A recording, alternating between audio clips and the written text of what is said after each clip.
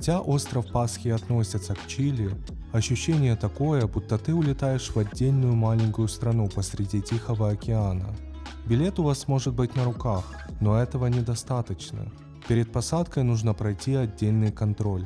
Паспорт, форма въезда, обратный билет и подтверждение жилья. И чем больше документов у вас проверяют, тем сильнее кажется, что это уже не просто внутренний рейс, а перелет в другой мир.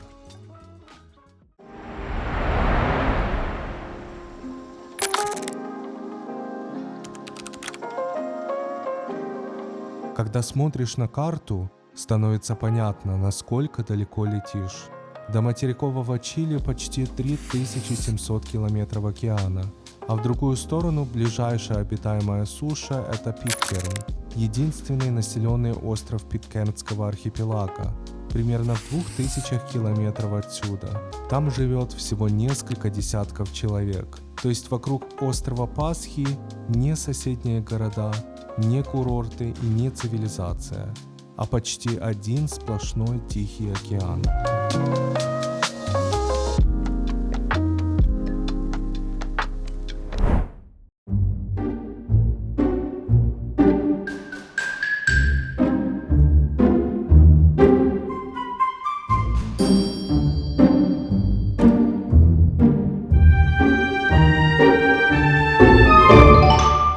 Хангароа фактически столица острова Пасхи, а также единственный город на всем острове.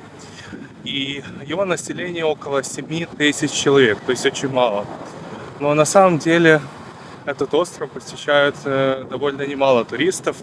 Это около 110 тысяч в год. Конечно, каждый год могут разниться посещения, но в среднем цифра такая.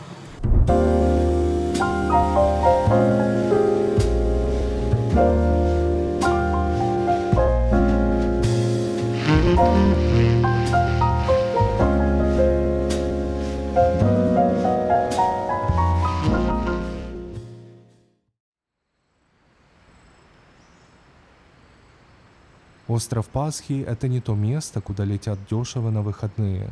Сам остров не выглядит как люксовый курорт, но путешествие сюда все равно получается дорогим.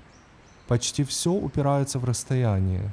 Долгий перелет через океан, мало рейсов, ограниченное жилье, еда и товары, которые нужно завозить издалека.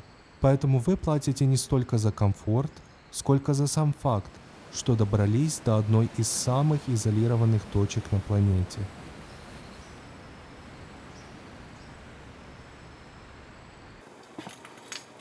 Жилье на острове Пасхи реально дорогое. И тут важно заранее снизить ожидания. За деньги, за которые во многих местах можно взять очень приличный номер, здесь часто получаешь довольно простые условия.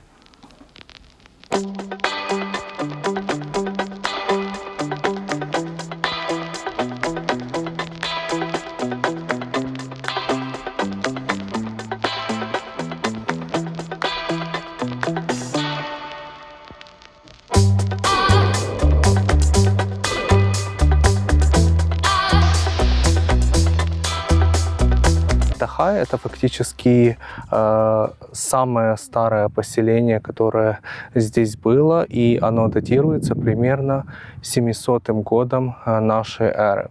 В любое другое место, я имею в виду парк, вам нужно обязательно, кроме того, что купить дорогой билет за около $100, так еще и заплатить за тур групповой или индивидуальный. И это далеко не дешево.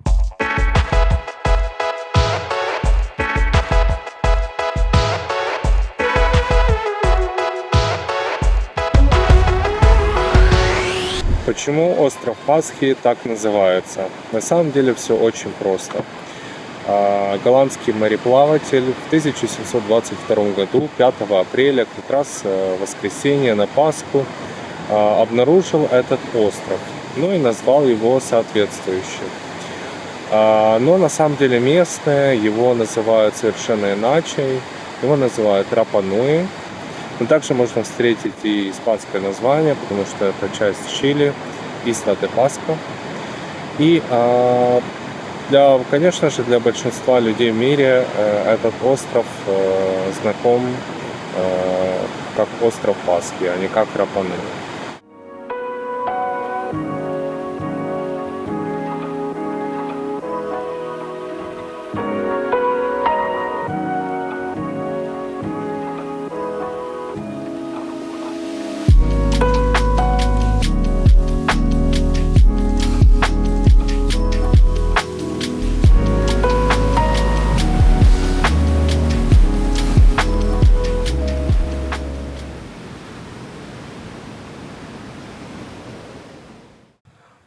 В одном из мест, которые можно посещать только с гидом, находятся платформы Аху, на которых раньше стояли эти статуи Майи.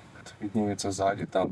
И тоже их можно посмотреть. Но только, конечно же, в составе частного тура или группового, или с гидом. Билеты все проверяются и с паспортом и тому подобное. Поэтому просто так пройти не удастся.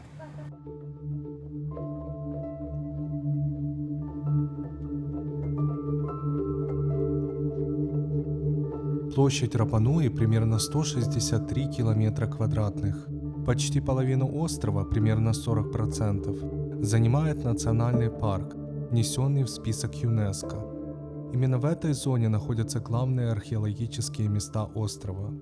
Платформы Аху, каменоломни, петроглифы и сами Моаи.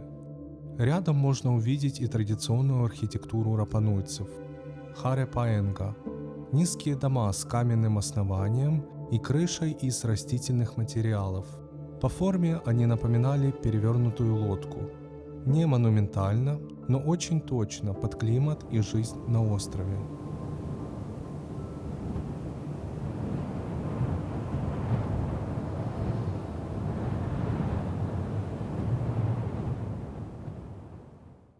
Глаза делали из белого коралла, а зрачки из черного вулканического стекла обсидиана.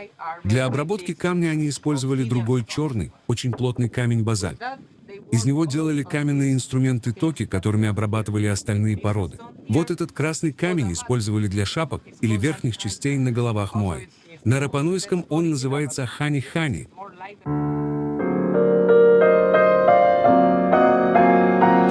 Слово «моаи» на рапануйском буквально означает «статуя». Их связывают с предками, властью рода и защитой общины. Поэтому почти все они стояли не лицом к океану, а лицом внутрь острова, поселением и землям своего клана, как будто смотрели за живыми.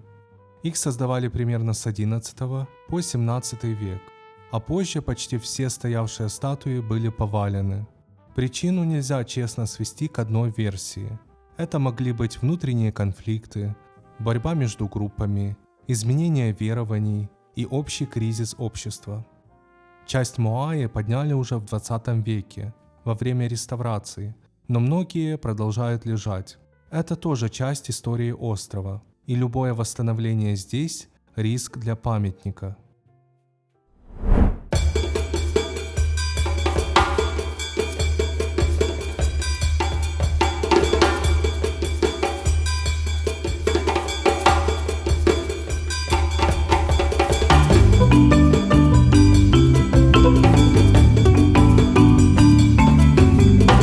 Это крупнейшая пещера на острове.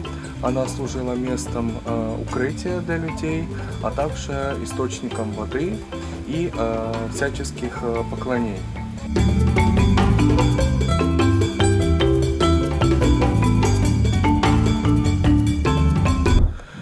Также одна из потрясающих природных достопримечательностей – это вулкан, который называется Ранакау. И его диаметр около 1,5 километра. И сюда доступ, естественно, только с гидом.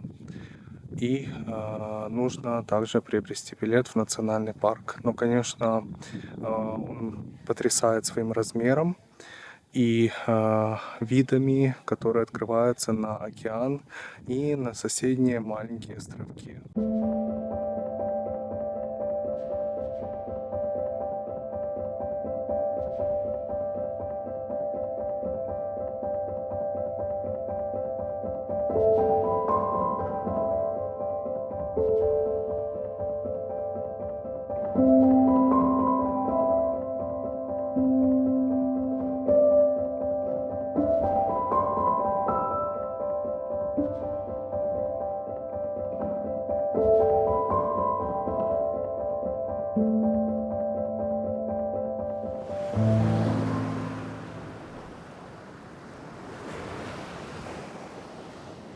Несмотря на то, что остров Пасхи имеет всего лишь один город, который является также и столицей, у него есть свой парламент.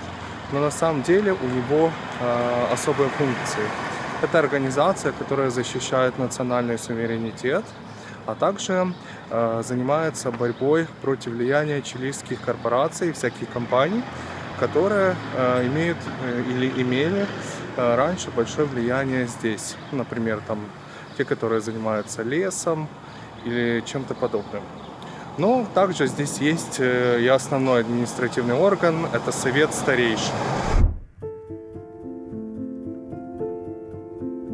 Главная каменоломня Моаи – вулкан Рану-Рараку. Именно здесь вырезали большинство статуй, в основном из мягкого вулканического туфа, то есть спрессованного вулканического пепла. Работали более твердыми каменными инструментами, в том числе базальтовыми токи. А вот как эти многотонные фигуры перемещали по острову, до сих пор обсуждают. Одна из самых сильных версий, что Моаи могли идти. Их ставили вертикально и раскачивали веревками из стороны в сторону, постепенно продвигая вперед. Как по мне, это самая рациональная гипотеза, проверенная экспериментально.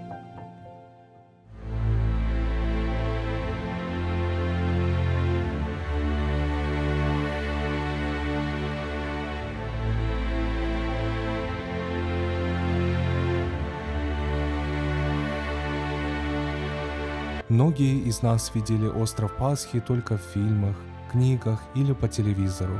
Но оказаться здесь лично, пройти рядом с Моаи, почувствовать историю, культуру и атмосферу этого места вживую – это совсем другое ощущение. И безусловно, ради этого сюда стоит прилететь хотя бы раз в жизни. И если вам было интересно, поставьте лайк, подписывайтесь на канал и увидимся в следующих путешествиях.